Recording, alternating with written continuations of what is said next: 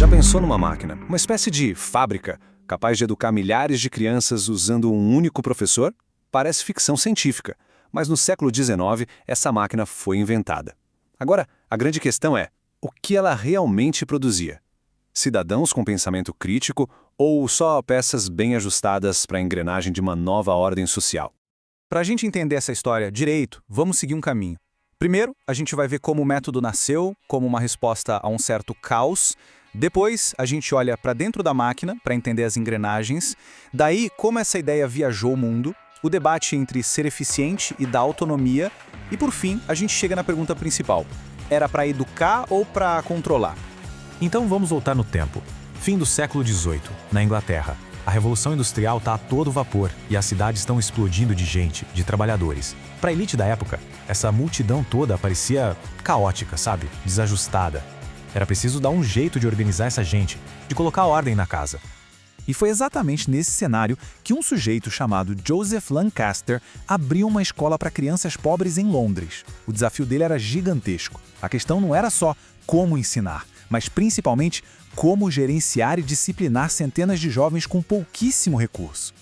A solução que o Lancaster encontrou foi ao mesmo tempo genial e um pouco assustadora. Ele basicamente transformou a sala de aula numa linha de montagem. Como? Os próprios alunos mais adiantados viravam monitores. Eles é que eram as engrenagens que faziam toda a máquina de ensino girar. Tá, mas como é que essa tal fábrica de aprendizado funcionava no dia a dia? Vamos dar uma olhada mais de perto nessas engrenagens que eram pensadas para serem tão precisas quanto as de qualquer indústria daquele tempo. A estrutura era uma pirâmide bem hierárquica. Lá no topo, o professor, que agia como um gerente geral. Ele não dava aula para todo mundo. Ele treinava os melhores alunos, os monitores. E esses monitores, como se fossem supervisores de setor, ensinavam os grupos menores. Tudo funcionava com uma precisão quase industrial, com foco total na ordem. E aqui tem um ponto bem interessante. Até existia uma certa flexibilidade. Os alunos não eram divididos por idade, mas por nível em cada matéria. Então um aluno podia estar no nível avançado de matemática e no básico de leitura. Parecia dinâmico, né? Só que toda essa dinâmica acontecia debaixo de uma estrutura de vigilância e controle absolutos. Olha, uma ideia que prometia ser tão eficiente, tão barata e tão organizada, é claro que não ia ficar só na Inglaterra. O método foi visto como uma grande solução para a educação em massa e, rapidinho, começou a se espalhar pelo mundo. O método viajou pela Europa, chegou aos Estados Unidos e, claro, desembarcou aqui no Brasil, lá no comecinho do século XIX. E ele foi recebido como a última palavra em modernidade. Era a promessa de trazer ordem e progresso para um país que tinha acabado de se tornar independente. Pensa bem, para a elite brasileira daquele tempo, que estava formando uma nação e queria se mostrar para o mundo, adotar o método mais moderno era um símbolo de status. Era a promessa de criar um povo educado, ordenado e, claro, produtivo, gastando pouco.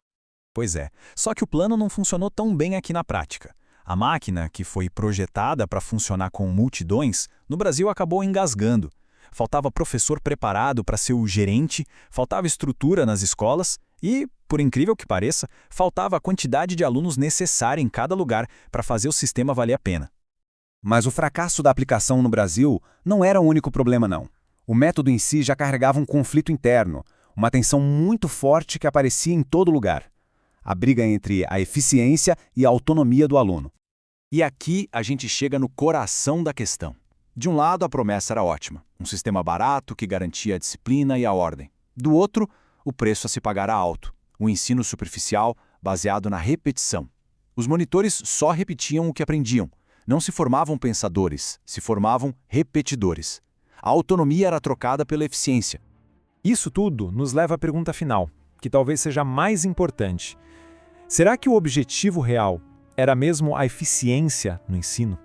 Ou será que a eficiência era só uma desculpa, uma fachada para o verdadeiro produto que estava sendo fabricado nessas escolas? E a resposta é que o ponto crucial é exatamente este. A disciplina não era só uma consequência boa do método. Não, ela era o produto principal. A escola não foi pensada apenas para ensinar a ler e a escrever. Ela foi desenhada para moldar um novo tipo de pessoa, um cidadão perfeitamente ajustado à nova ordem industrial. É só olhar para as características que esse sistema valorizava. ser obediente, pontual, ordenado, dócil, se acostumar com hierarquia. Isso não parece um currículo de matérias escolares, né? Parece mais a descrição da vaga de um bom operário de fábrica. A sala de aula era, na verdade, um treinamento para a vida na indústria. E assim, a sala de aula vira essa miniatura da sociedade que a elite desejava. O método Lancaster não era só sobre gerenciar crianças. Era uma tecnologia social, uma ferramenta para gerenciar a população. Para pegar aquela massa de gente considerada desajustada e transformar em peças úteis e, acima de tudo, dóceis para o grande sistema produtivo. Hoje, o método Lancaster pode parecer algo muito distante, uma coisa do passado. Mas fica a reflexão. Até que ponto a gente realmente se livrou dessa lógica? Até que ponto a nossa busca por eficiência, por padronização e por controle ainda não está moldando as escolas de hoje? E o que será que a gente está sacrificando em nome dessa ordem?